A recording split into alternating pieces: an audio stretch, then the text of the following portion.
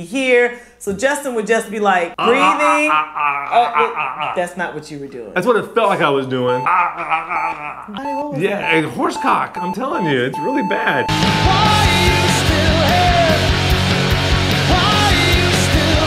Hello, beautiful people. I'm Leah. I'm Justin. Thank you for joining us and welcome to our channel. We like to make videos to share with you what our life's been like since we decided to get up, get out, and get gone. If you saw our previous video, you know that recently I've had to go into the hospital a few times.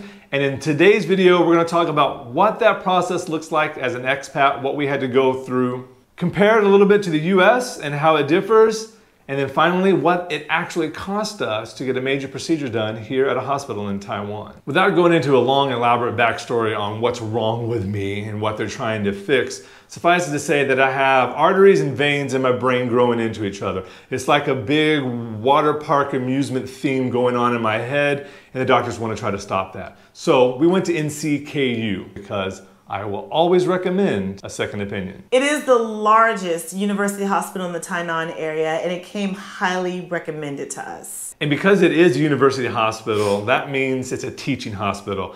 And since my condition, well, it's rather rare because I'm special, just like my mommy always said I was.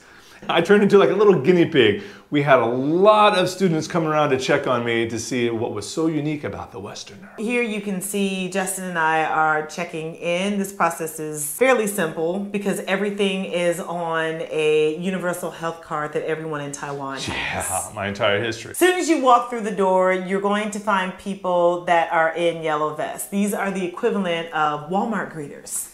They are everywhere and they are there to assist you with whatever questions you have. You can look in the video here and you can see that they are assisting Justin with the check-in process on where he needs to go. These are volunteers. You see a yellow vest, that's someone that's willing to help, but don't take too much of their time because they're not getting paid.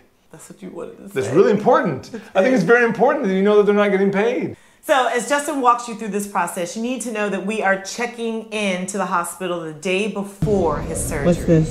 This is my welcome packet, my registration packet. If you want to get admitted to the hospital, they're going to give you a packet. All these stickers are for lab work and different assessments. So I have a lot to do before I can even go to the floor to lay down in a bed.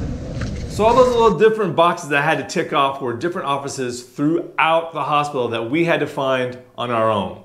And it was fine, but it's just something that's quite different from what you're going to find in the US. In the US, you're going to come in, you're going to get taken to your room, and any of those tests that I went through would have been done after I had been taken to the pre-op area. Technically, you're responsible for finding your way to each section. Volunteers, they just popped up out of nowhere.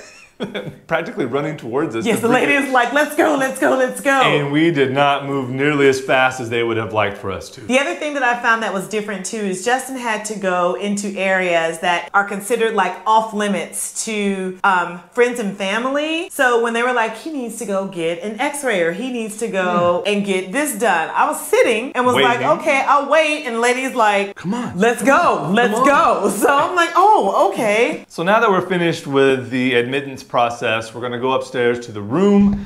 This is what it should look like.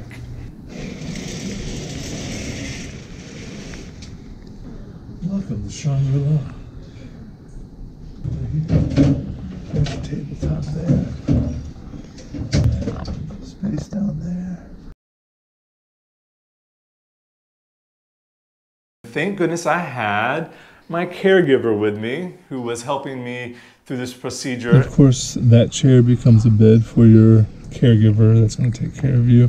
One of the things that I really appreciated is the recycling room. This is a room where everyone puts their recycling materials after they finish eating. I thought that that was very cool. And of course, there's a community sink there where everyone can wash out their dishes before they dispose of them or recycle them or actually take them back to the room, because a lot of people bring food from home because caregivers have access in and out of the facility 24/7. I also thought that this part was really cool too. The fact that they have a washer and dryer on the floors of the hospital for you to be able to do your laundry. I just want to add a caveat. So we're sharing our room with 3 other people. And because it's cheaper. That's why we did it. Because I could have gotten a private room, but it's cheaper. when we first arrived at the hospital, remember how we were talking about the noise levels? Everyone was talking because you're there with family. So there's conversations that are going on in each of the small sectioned off areas. So in America, you know, you're pretty standoffish. Like it's about HIPAA, it's about privacy, and it's about not disturbing other people that are in your room or keeping your condition to yourself because you think other people are going to have an opinion on it or judgment. By the time we had checked out, we had formed our own little like family. Like people were coming over and was like, how's he doing today? Here's some coffee. And actually someone in our last video commented that his mother prefers to stay in a shared room because of that very sense of community. Really? Yeah, she mentioned that in the last video. It was really awesome. This would have never happened in America. No, never. This is another example of how beautiful Taiwan is. As we're headed to pre-op, you can see exactly what is expected of a caregiver. Leah has to push me along with dragging my bag around behind her. So all of my stuff had to come with me. Whatever you think that you should take on vacation is what you should pack in a bag for a procedure at the hospital. And then some. And what's then some? The blankets. Sunday's blankets. No, we brought blankets and they weren't enough. We were freezing and I could not leave Justin's side. The caregiver role is really, really important in Taiwanese hospitals. It is. Can't stress that enough. Let me tell you, if I left Justin's side, there were hunting parties that were sent out for me because I'm his caregiver. And the nurses are like, not my job. Where are you? Where you at? Who you with? What you doing? What you doing? When you coming back? I'm like, oh my God. Even if they wanted to give me information about my condition, they'd ask, where is she? They would come back when she arrived to deliver the information. And these are doctors that have like more important things to do. They're making their rounds. They have to come around twice because Leah was out having a phone chat or going to get me something to drink or going to get herself something to drink. As you can see, our caravan comes to an end right here at the end of this hall. And there are some big doors, and through the windows, you can see that it looks like a sterile environment. That's the surgical area on the other side, right? That's where the surgeries actually happen.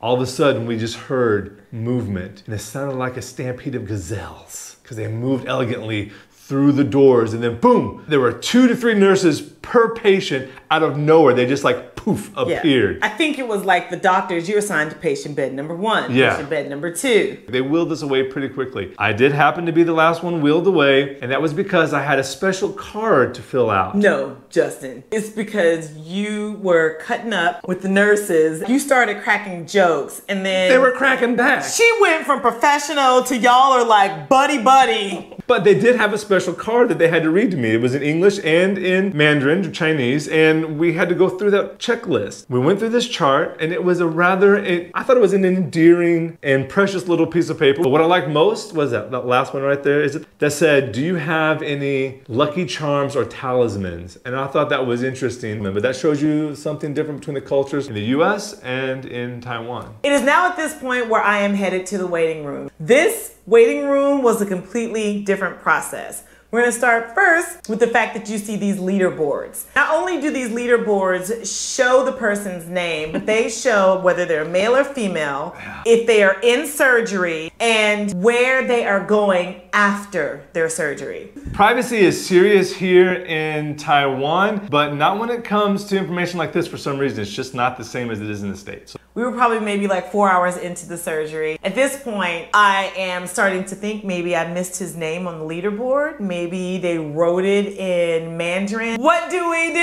We look for the volunteers. So I go to her and I tell her, hey, hi. I'm thinking that Justin should have been out of surgery by now. Could you tell me if I missed his name? Not only does she tell me that Justin has been in surgery for an extended amount of time, she's like, wow, that's pretty long. I sit down, I was like, all right, I guess we're going into hour number 5, 6, 7, or whatever. She sits down next to me. She's like, you must be very worried. She literally does, we will wait together. It was so sweet. And she waited, and she waited with me. And she would get up every once in a while to go check the leaderboard, come back down. It's okay. It's okay. I was like, oh my God, lady, I love you. Leah comes into ICU, and there I am in my, well, you can see how I was. She took video. How kind of her. So Leah proceeds to take care of me, love on me tenderly, as one caregiver should do for her. Well, actually, if it's a family member, paid caregivers probably shouldn't do it like that. That's a little obscene, probably. And I'm there for about 24 hours. After being discharged from ICU. Got here just in time. Justin is being discharged and we're going back to the general area. I'm taken to a patient floor and I'm there for about 24 hours and then the doctor comes in to see me. He says that the surgery was a success. Obviously, I'm not slurring my words. I can see my feet move. I have to say that every time that a doctor or nurse came in to see Justin, they were followed by like 5 or 6 medical students. But here's the most precious part about being at a teaching hospital with these students coming up to check me out because I'm on such a special case. Yeah. They always say, "Thank you, teacher." Because that day I am giving them an opportunity to learn what it sounds like to have an AV fistula in your brain. So after all these tests, the doctor looks at me and says, "So, when do you want to go home? Today, tomorrow, Friday, today?" It's like, "Okay, see you next week." You literally just had brain surgery and they were like, "You want to go home today? All right, deuces, see you in 2 weeks." I think they were acutely aware of the fact that I had an amazing caregiver at home. That was good. That saved you. That saved you. Pay attention, boys. Okay.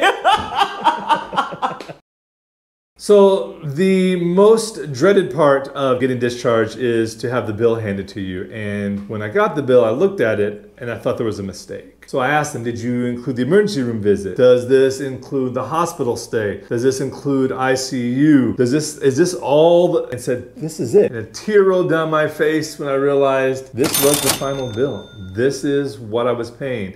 And this is something that is incredibly different from the US. That I can look at a bill and realize I actually have this amount in my account, and when I withdraw it, I will still have money in my account. But the best part of this for me, because I'm American and it's ingrained in me, try not to go to the hospital because you're gonna go in debt if you have to go to the hospital because of the costs and the fear of not being able to afford whatever kind of care that I actually need to take care of myself. That's what kept you from going in the first place, isn't it? And that's why we're about a year behind on having this problem dealt with. So, thank you, Taiwan.